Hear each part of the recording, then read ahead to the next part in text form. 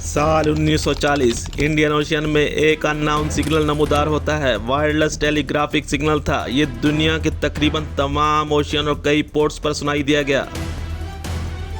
ये सिग्नल बहुत से शिप जो पैसिफिक, अटलांटिक और इंडियन ओशियन में मौजूद थे, सबको ये सिग्नल मौसूल हो रहा था। और सिग्नल क्या था? सिर्फ एक लफ्ज़, आई डाई। मिस्ट्री की दुनिया में एक तलखा खेज दास्तान जिसे सुनकर आपके होश उड़ जाएंगे। शायद ही आप इसे भुला सकें। हमारे चैनल अंधेरों के सफ़र के साथ जुड़े रहिए। शुरू करते हैं। SS सुरंग मैदान, एक ऐसा शिप जो कहीं भी रजिस्टर्ड नहीं था। शिप का कैप्टन और क्रू कौन थे, किसी को नहीं मालूम था, लेकिन ये मौजूद था इंडियन ओशियन में, स्टेट मलाक्का के पास, और थ्रू आउट टेलीग्राफिक सिग्नल दे रहा था। लेकिन इस शिप SS सुरंग मैदान का आखिरी सिग्नल था, आई डाई।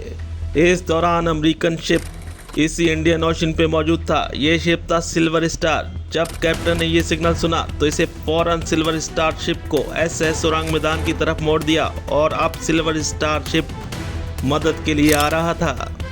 टेलीग्राफिक सिग्नल से लोकेशन ट्रेस की गई और इस बीच कई घंटे लग चुके थे। रात का वक्त हो चुका था। इंडियन ओशियन में सिल्वर स्टार शिप SS मैदान की तलाश में घूम रहा था। दूर दूर तक और कोई शिप मौजूद नहीं था। SS मैदान शिप की तरफ से मुकम्मल खामोशी हो चुकी थी। कोई सिग्नल भी नहीं आ रहा था।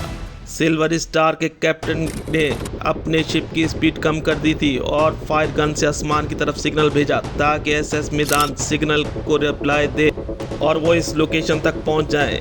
इधर सिल्वर स्टार SS मैदान के बारे में सर्च की गई। आखिर ये शिप कहां से आया और इसकी मंजिल क्या थी। किसी भी जगह से SS सुरंग मैदान शिप के बारे में कोई मालूमात नहीं थी। जब शिप के बारे में कुछ पता ना चल सका तो कैप्टन और क्रू कौन थे ये कैसे मालूम हो सकता था। लेकिन SS मैदान से सिग्नल ज़रूर मिल रहे थे जो तकरीबन दुनिया के हर समुंदर तक पहुंच रहे थे। कई शिप्स ने ये सिग्नल रिकॉर्ड किए।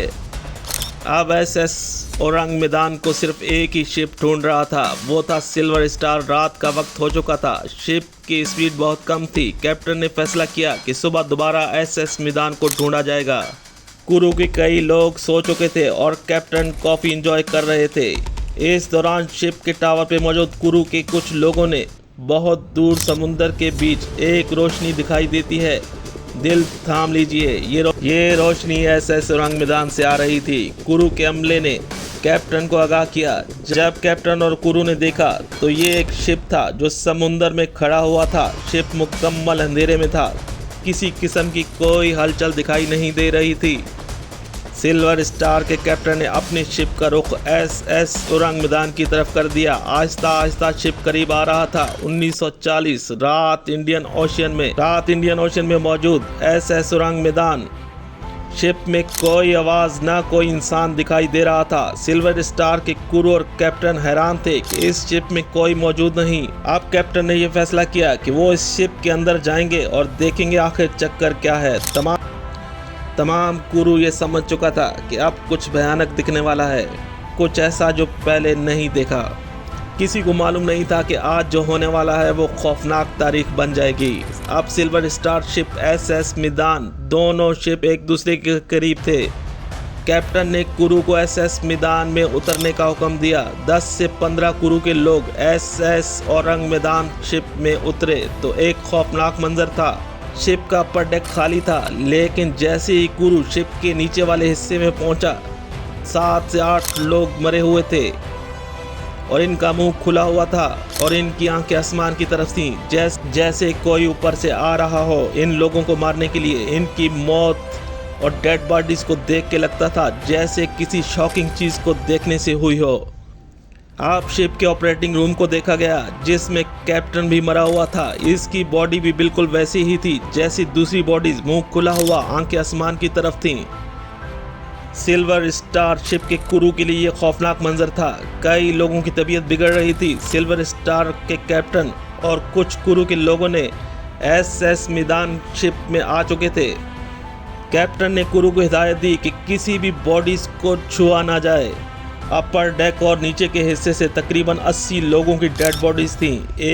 एक मरा हुआ कुत्ता भी मौजूद था।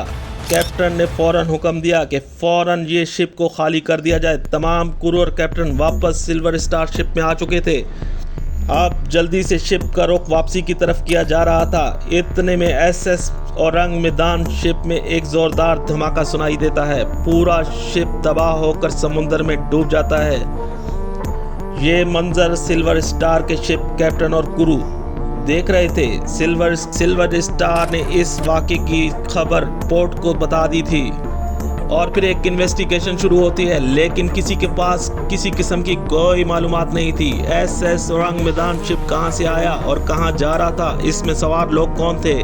अगर कुछ मौजूद था तो वो थे सिल्वर स्टार के कैप्टन और क्रू। वो लोग थे जिन्होंने एसएस मैदान को देखा और इन लोगों की डेड बॉडीज को भी देखा था।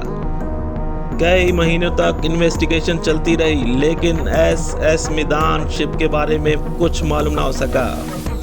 हिस्ट्री में एसएस औरंग मैदान शिप को गोस्ट शिप कहा जाता है। ये था एसएस औरंग मैदान।